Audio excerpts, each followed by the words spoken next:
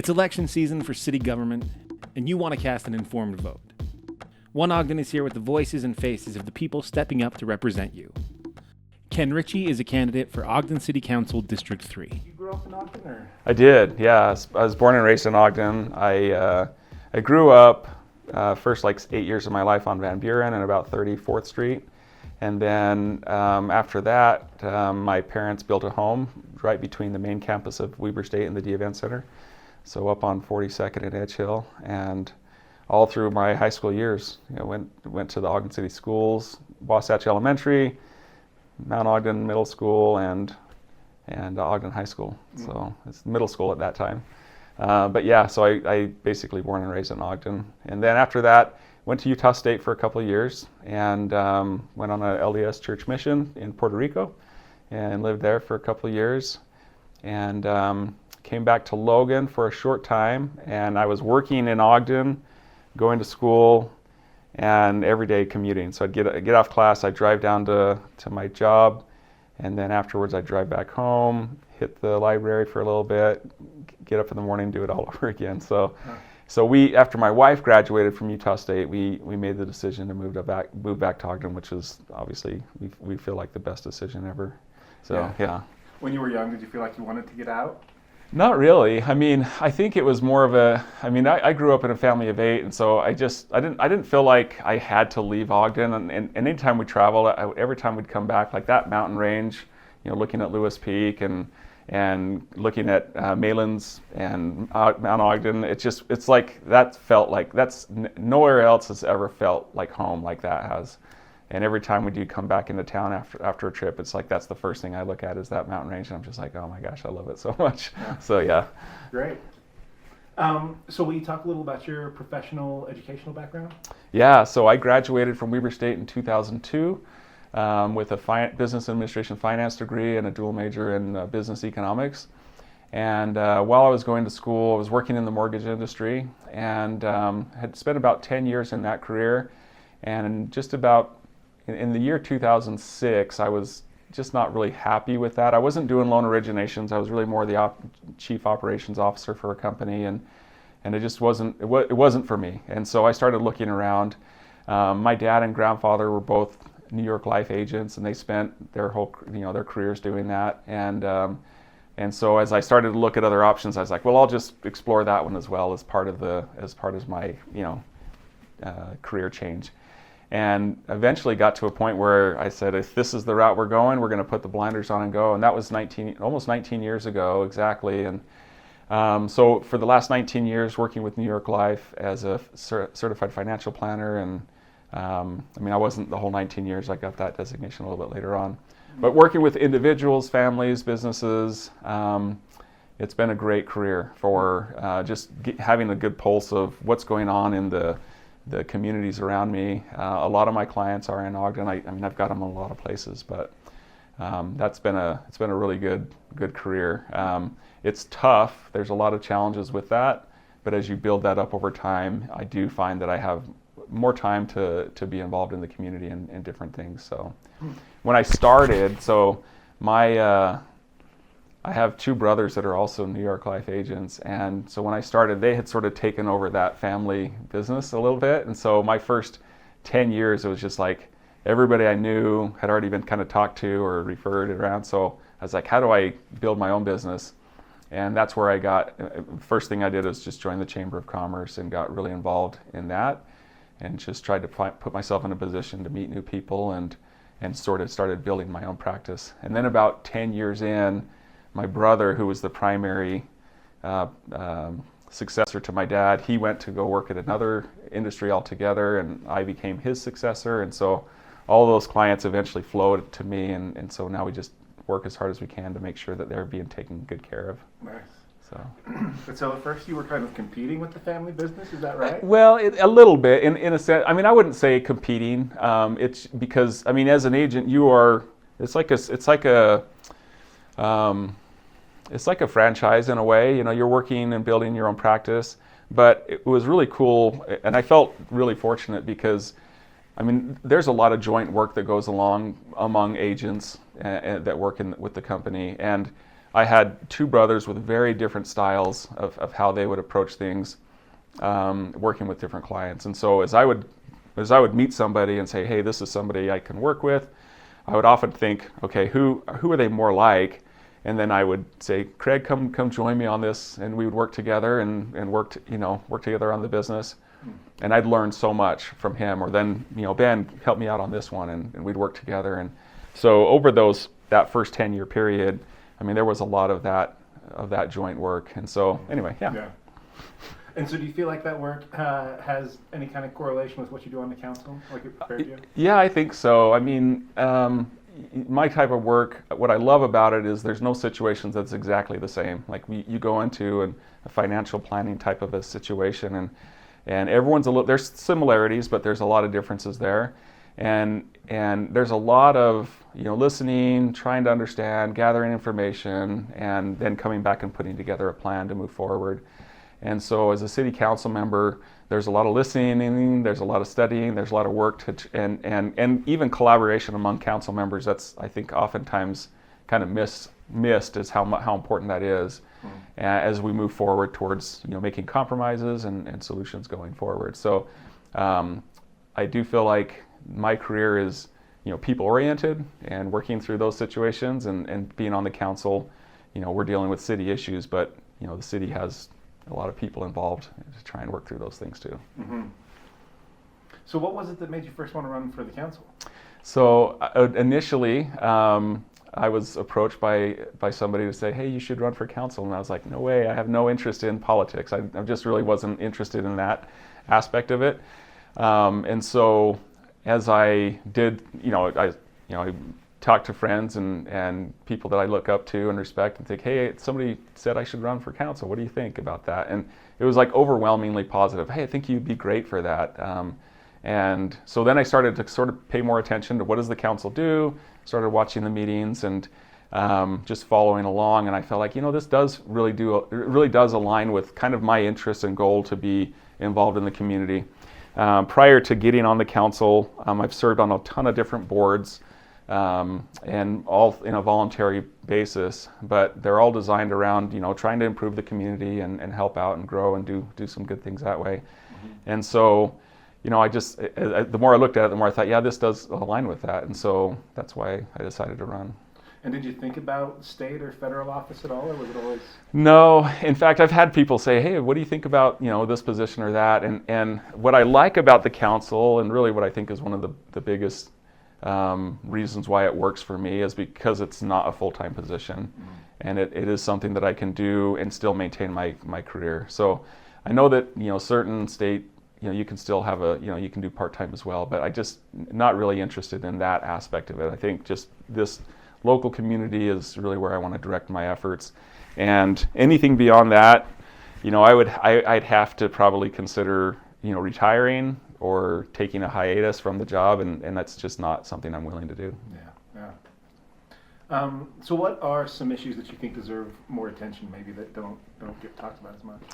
That's a hard one for me to narrow it down to just one, because there are a lot of issues that face the city, and oftentimes they are intermingled. If you're working on one issue, it's going to have an impact on other things. And so we're in a position right now with the city where we're seeing a lot of growth and development. There's a lot of really good things going on, and so maintaining that momentum to me is, I think, probably the biggest priority.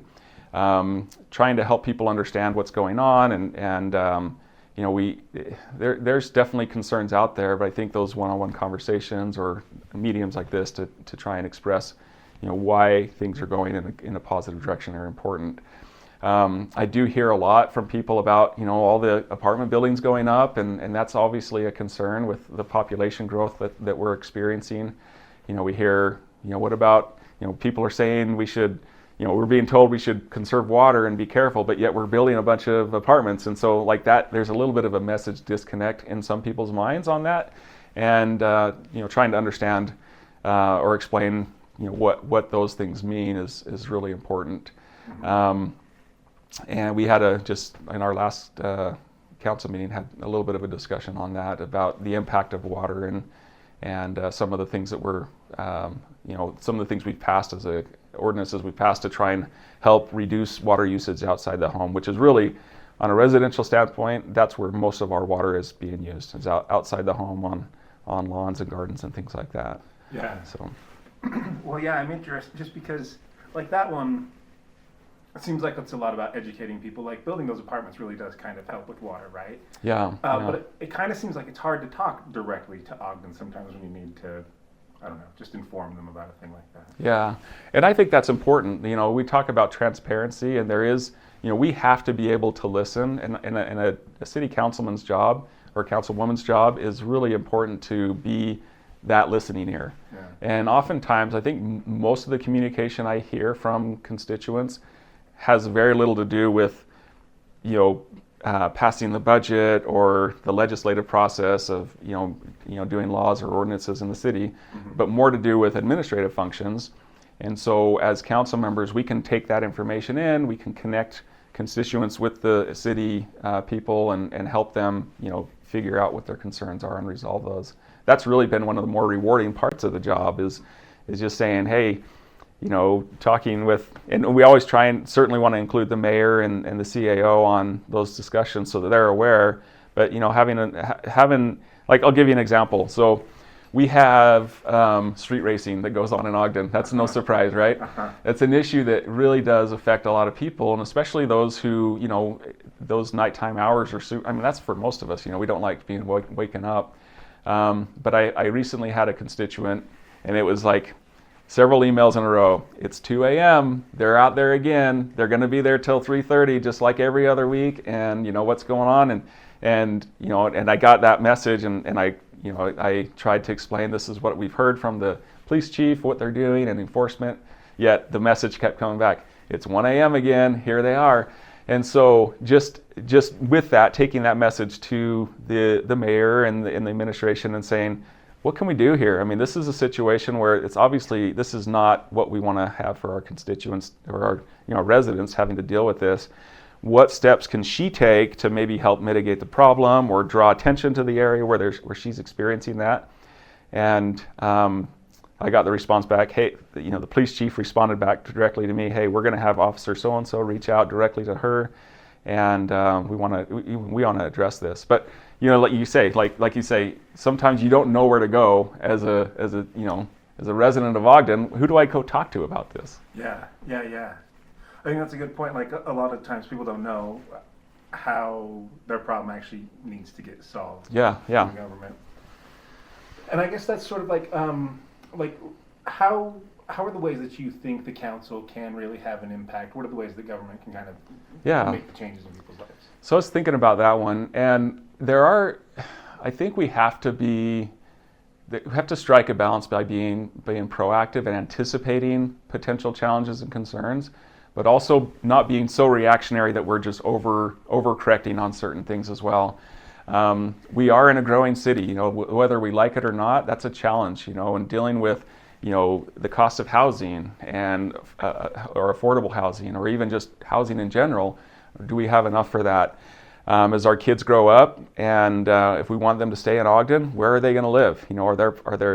It's a real big challenge that way, and so we have to be, figure out, okay, well, that's going to lead to parking issues and traffic issues and all these other things. And so can we plan together, and that's what the city is undertaken more recently, is updating our general plan, which is a massive undertaking, as well as a zone update, which is also a massive undertaking. How do we want this city to develop? And so the council does play a role in those areas in trying to help shape those discussions and be part of the discussions. And it's not the council itself, all by itself.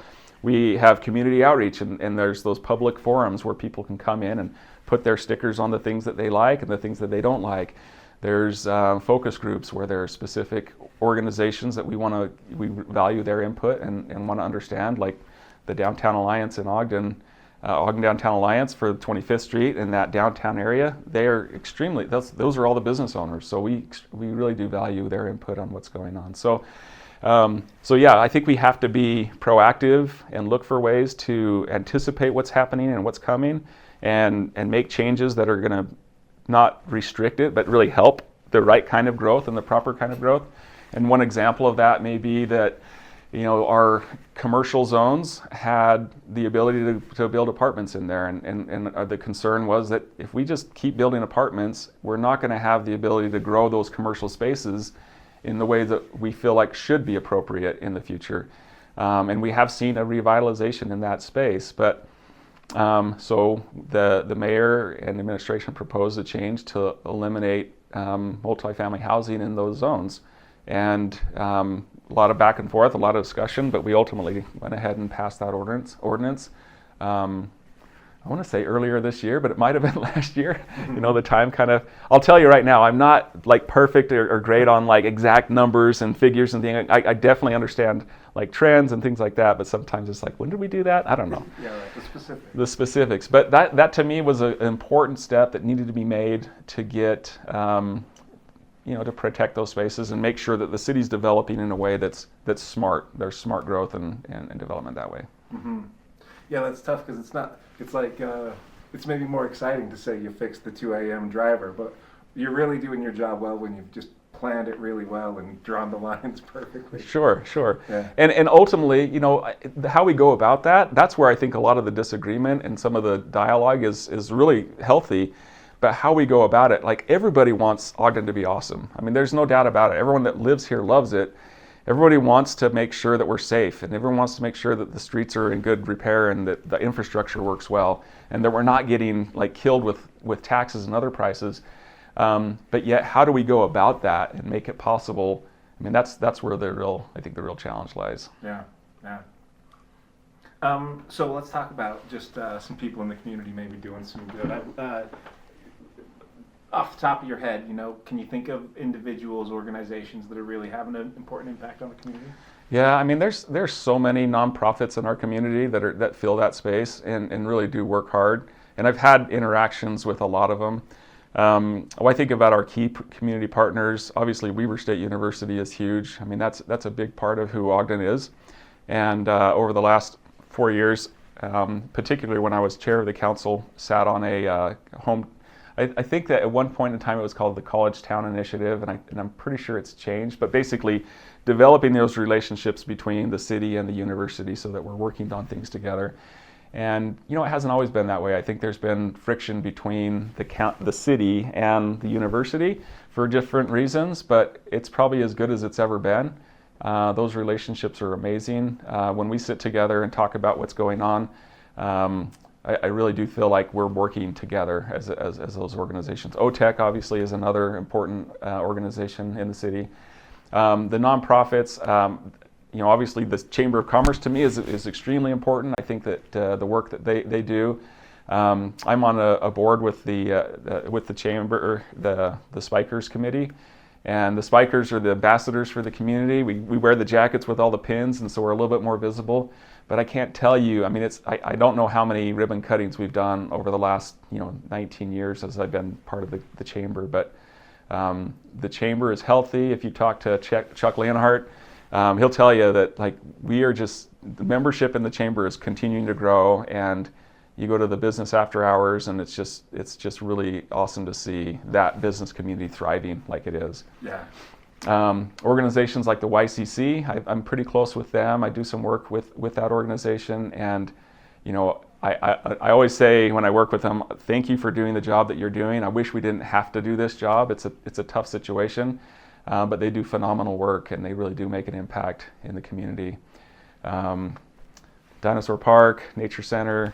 I mean, I really feel like I'm going to leave people out as I start listing them and stuff, but we do have so many, and like the Visit Ogden people, I mean, those guys are incredible in what they're doing to try and drive tourism, which brings revenues to the city and helps us in a lot of ways. They've done some incredible work, and even with thinking about Visit Ogden, planning for the 2034 Olympics, we've got a committee together. We're already working on things and trying to make sure we control that messaging and branding and prepare for all the things that we're hoping to have accomplished with the Olympics, including a downtown Olympics plaza with a medal ceremony where that can happen.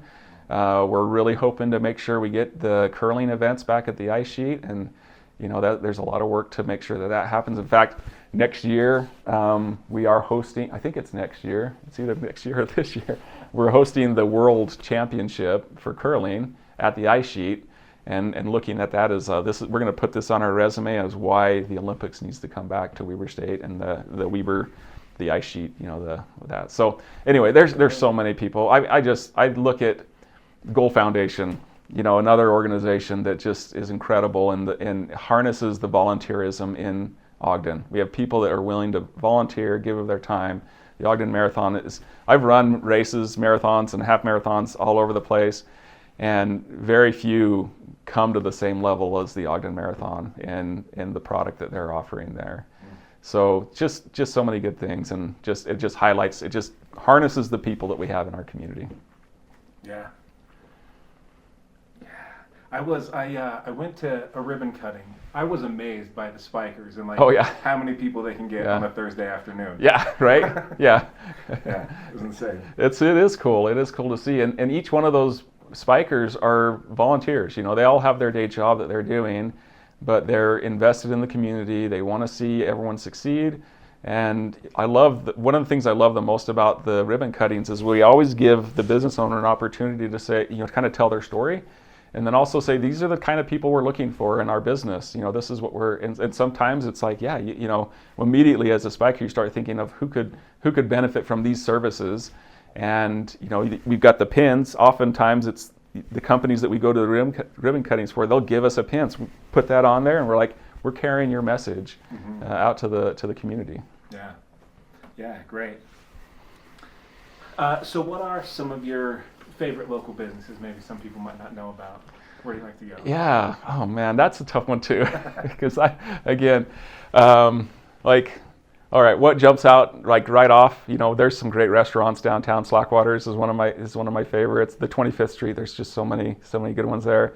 I think when I think about local businesses, if you haven't had a chance, and I know you probably have, is to go to the farmers markets. So many of our local businesses are there that they'll have a booth or something, and they'll be selling or just getting their message out. It's remarkable to see, and that downtown is so fun and so full of people. The Yoder Donuts, you got to get a Yoder donut. I don't know if they're necessarily local to Ogden, but those lines at Yoder. That line it's worth it. Yeah. But I love the Ogden Running Company. That's a local business. Jeremy Tolman runs that thing, and he not only sells great product there, but he is building working to build a running community where they have events where people get together and go out. Does a track night. Anyway, I probably spent too much money in that store. But yeah, we've got some great businesses. Yeah. So our farmers market, I've gone to a lot, like California, all over. Yeah. Ours is the best. It's awesome. It's so good. Yeah, I'm the same. I was in Oakland with my brother a couple of years ago, and we went to watch an Oakland A's game in the Coliseum before they knocked it down. So we went and watched the series there. But we got in our hotel, had some time, and I looked out and I was like, oh, there's a farmer's market. And I went out and was walking around, and I was like, man, this is like not even close. It's cool. I love to see those things, and I enjoy that. But yeah, we do a great job there. Yeah. And like with that, I think there are plans and talks about improving 25th Street in terms of the flow of traffic. Setting up stations in areas where the farmers market can be more event. We can shut it down. I know there are constituents who say we should just shut it down altogether. No traffic on 25th Street, make it 100% walkable. And I love that idea. I just don't know if we're quite there yet. Yeah. But yeah, I love it when it's shut down and we just have people walking through. I've seen that. Isn't there kind of like 3 proposals for what to do with 25th? Is that still where we're at? It's in the Make Ogden plan, and part of that Union Station master plan and development. That's been part of it, and Wall Avenue. So those are all things that are being discussed. And some of the plans that I've seen just look incredible. Like just each, having, because it's a little bit of a challenge right now because there's getting power to the different booths and stuff. It wasn't really set up that way. But if we can make some improvements to that street, it'll just enhance that even more. Great. All right, I think that was all my questions. Awesome. Well, thanks for doing this. It's good to sit and talk through some of these things, and Like I say, I think we're moving in the right direction. There's a lot of good things happening with the city, and when I took office, one of the challenges that we were facing pretty heavily was police and fire wages. And when we were losing officers and firefighters, and partly because like there's an industry trend where firefighters are just leaving the fire industry altogether. You know, it's a dangerous work, and they can get better wages elsewhere. And but we were in a really tough spot, and so we made some hard decisions. But I felt like we've always been kind of playing catch-up game with some of those things. But we've made some improvements to make sure that we have the best. You know, there's a culture in both the police and fire departments. And that goes to, like, one of my really top priorities is public safety and making sure we've got, you know, good, solid people. And if we're constantly having to train and there's tons of turnover and everything, it will impact public safety. Mm-hmm. But this is a choice place. People are coming here. We're getting lateral transfers, and a lot of that really has to do with things that the council has had direct impact on, which is the budget and making sure those wages are where they need to be. Go to oneogden.com to view written responses to candidate questionnaires from all the municipal candidates we've interviewed, and to find interviews from other candidates in Ogden, North and South Ogden, and Roy. Please share our interviews with your friends and encourage them to cast an informed vote, and subscribe to the One Ogden podcast to hear all the other Ogden stories we've been digging up.